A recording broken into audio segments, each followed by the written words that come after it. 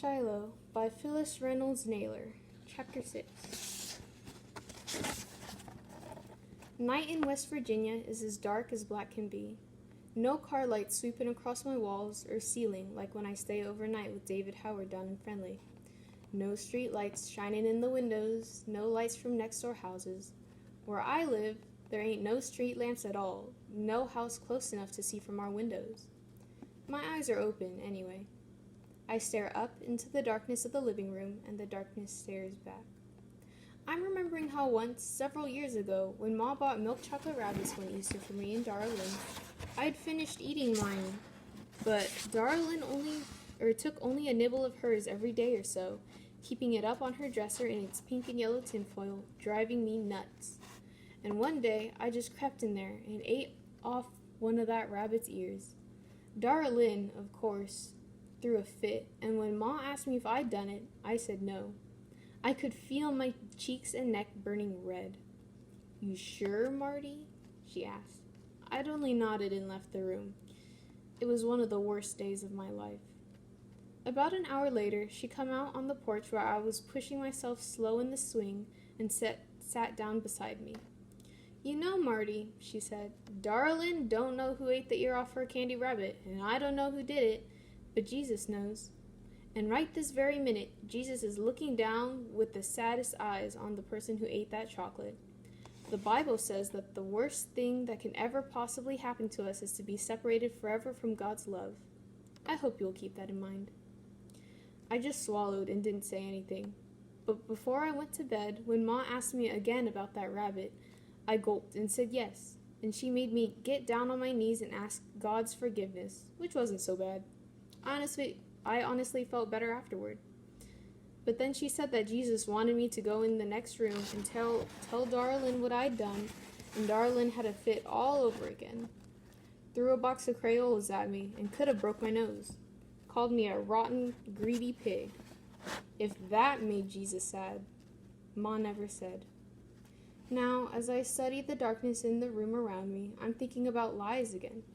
I hadn't lied to Judge Travers about when I said I hadn't seen his dog in the yard today. That was the honest-to-God truth, because Shiloh hadn't been anywhere near our yard. But I also know that you can lie not only by what you say, but what you don't say.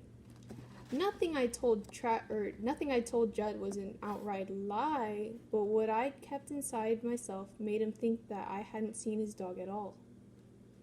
"Jesus," I whisper finally, "what you want me to do?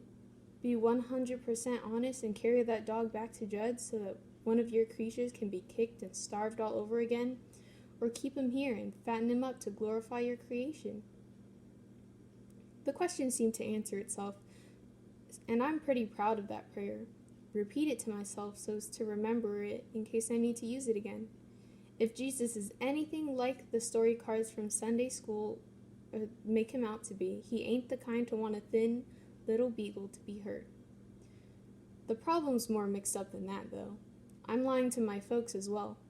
I'm not eating the leftover meatloaf I put away.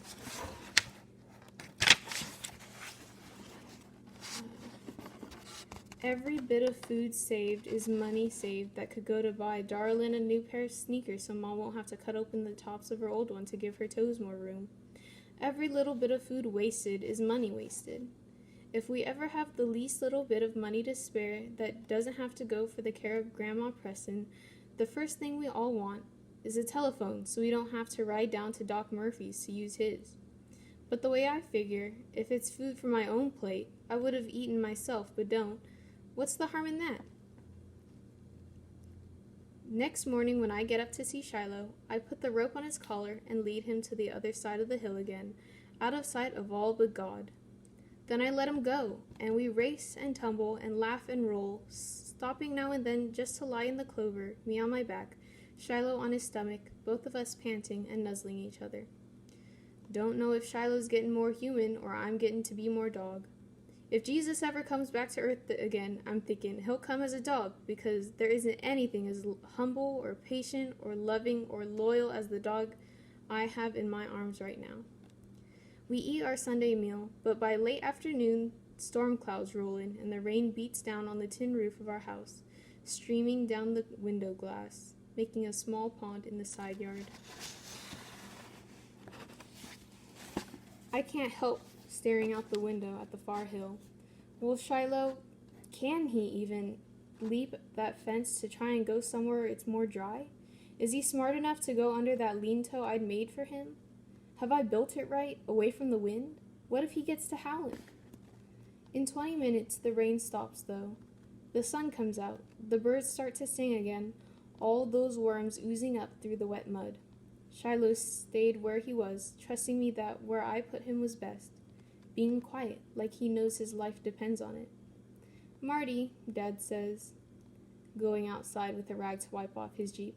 I saw Mrs. Howard yesterday, and she said David was back from Tennessee, wanting to know when you boys could get together. She said David would like to come up here someday next week. I like David Howard fine, but I sure don't want him up here. David likes the hill, always wants to play there. He's not afraid of snakes the way Darlin is. David, in fact, likes to go to the very top of that hill, then go running lickety-split down it, racing to see who's first to the fence at the bottom. Likes to climb the trees up there too, and play lookout. Well, I'll go down to David's tomorrow, I say. I'd rather do that. Why not do both? Ma says, coming out to throw some mash to the hens. You've hardly seen any friends all summer, Marty. Why don't you go down to Friendly one afternoon and ask David to come up here another? There's nothing much to do up here, I say, not knowing how else to answer. It was the wrong answer. Both Ma and Dad were looking at me now. You just said the other day you had plenty to do here, Dad tells me, wringing out his rag at the pump. Lots for me to do, but not much for David Howard, I say. A lie. That's a flat-out lie. Funny how one lie leads to another, and before you know it, your whole life can be a lie. I sit at the porch swing later, not even bothering to push it, and listen to the table being set inside. What you figure is wrong with that boy, Lou? Dad's voice. Just being 11, I guess, Ma tells him. 11's a moody age. Was for me, anyways. You think that's all it is? What pleases you one day don't please you at all the next. What more do you think it is? Don't think he's got that dog on his mind still, do you? 11's got about everything on its mind, Ma answers. And then the evening news comes on, and Darlin and Becky come out to the porch, leaving the TV to Daddy. Darlin's got the devil in her tonight. A little bit bored with summer, but not quite ready for school to start. Just for devilment, she plunks herself down beside me in that swing and starts doing everything I do. I sigh, she sighs. I rest my arms on my head, she does the same. Gets Becky doing it too, both of them laughing to beat the band. When I have my fill of this nonsense, I decide to go up the hill and see how Shiloh's doing, but as soon as I go down off the porch, Darlin gets up and makes as if to follow me. I stop. I'm looking to find me a snake stick, I say, as if to myself. I'm looking to find me a snake stick, Darlin says. I don't pay her no mind at all. Just start walking along the edge of the yard, picking up a stick here, a stick there, Darlin tagging along behind. It's got to have the longest handle and a good strong fork at the end, I say, because that was the biggest, meanest snake I ever saw in my life. Darlin stops dead still. She couldn't say all that right if she tried, but she's not interested anymore in trying. What snake? She says. Snake I saw on the hill this morning. I tell her.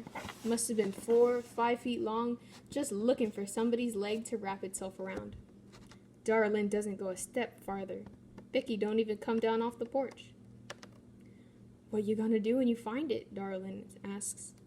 Try to keep it from biting me, first. Pick it up with my stick, second, put it in a sack, and carry it clear on up past the Shiloh schoolhouse, let it out in the woods there. Won't kill it unless I have to. Kill it, says Darlin. Get your gun and blow its head off. You've been watching too much stuff on TV, Darlin, I tell her. Even snakes got the right to live. I'm thinking how if I ever become a vet's helper, I got to take care of pet snakes too. Next day, to head off David Howard from riding up from Friendly on his bike, I go down to see him. I tended to Shiloh first, taking a fistful of scrambled eggs left over from breakfast, a bit of bacon, and a half slice of whole wheat toast that I stuck in my jeans pocket. It's not enough for the dog, I know, but it's probably more than he'd get from Judd. It's not enough for me either. Sneaking off half my breakfast, lunch, and dinner for Shiloh like I'm doing means me going half hungry all the time. But if I eat extra, then it means Shiloh's costing us money we can't afford. I fill my pockets with wormy peaches before we set out for Friendly, biting off each piece, spitting it out in my hand, and picking out the worms before I put it back in my mouth. It pleased me that Shiloh was sleeping in his lean-to when I'd gone up that morning. The ground was dry under there, and I'd brought up some old gunny sacks from the shed for him to lie on. Made it seem more like a bed to him, more like a home. The walk to Friendly takes a good long time unless I hitch a ride. I'm not allowed to get in a car with somebody I don't know, but Dad being the mail carrier for this part of the county, I know most everybody who goes by.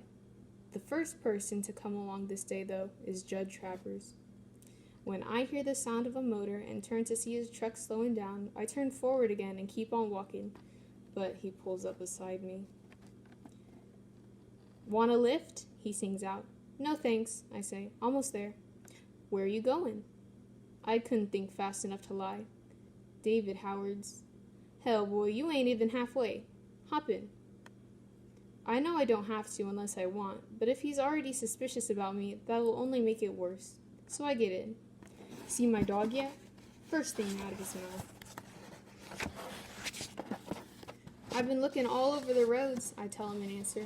"No beagle." "Well, I don't think he'd stick to roads," Judd says. "Not a dog as shy as him. Shy as a field mouse, except when he's around rabbits. That's what the man who sold him to me. That's what the man said who'd sold him to me, and he sure was right about that." "How much did you pay for him?" I ask. "Got him cheap 'cause he's shy. $35. Worth a lot more than that as a hunting dog, if I could just keep that animal home." You got to treat a dog good if you want him to stick around," I say, bold as brass. "What you know about it?" Judd jerks his head in my direction, then turns the other way and spits his tobacco out the window. "You never even had a dog, did you? I figure a dog's the same as a kid. You don't treat a kid right, he'll run off first chance he gets, too." Judd laughs. "Well, if that were true, I would have run away when I was 4. Far back as I can remember, Pa took the belt to me. Big old welts on my back, so raw I could hardly pull my shirt on. I stuck around. Didn't have any place else to go. I turned out, didn't I?"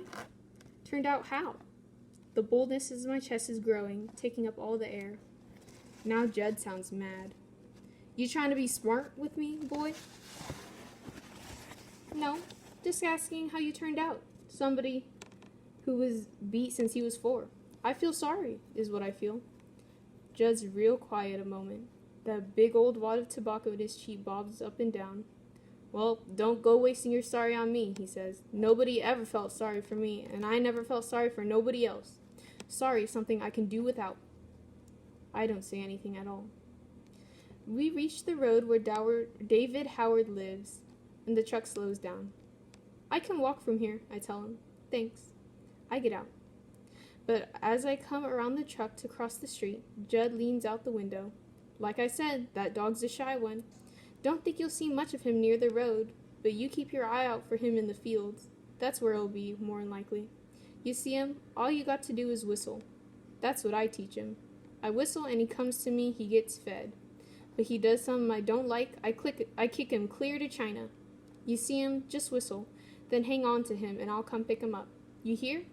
"I hear," I tell him, and keep walking.